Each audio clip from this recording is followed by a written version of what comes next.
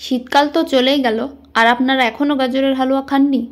যদিও আমাদের বাঙালিদের কাছে গাজরের হালুয়াটার প্রচলন অতটাও নেই, বিকজ ইটস কল্ড গাজর কা হালুয়া।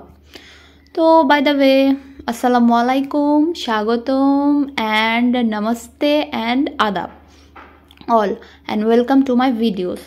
সো আমি গাজরটাকে গ্রেট করে নিচ্ছিলাম, গ্রেটার দিয়ে আপনারা এটাকে গ্রেট করে নেবেন। গ্রেট করার পর একদম ইজি রেসিপি, আর ইজি কুকিং বাই কেয়া মানেই সহজ ইনস্ট্যান্ট রেসিপি।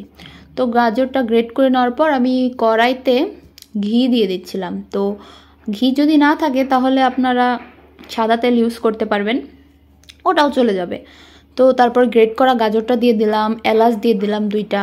দেওয়ার পর বেশি না, আপনারা 5 মিনিট এটাকে একটু ফ্রাই করে নেবেন। তারপরে দুধ দিয়ে দেবেন।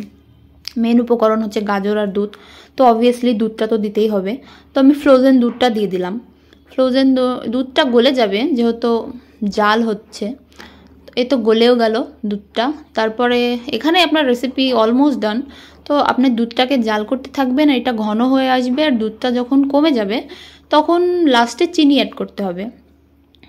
চিনিটা একটু কম অ্যাড করাই ভালো, কারণ গাজরের নিজস্ব একটা মিষ্টি স্বাদ রয়েছে। এই তো চিনি অ্যাড করার পর রেডি। Thanks for watching.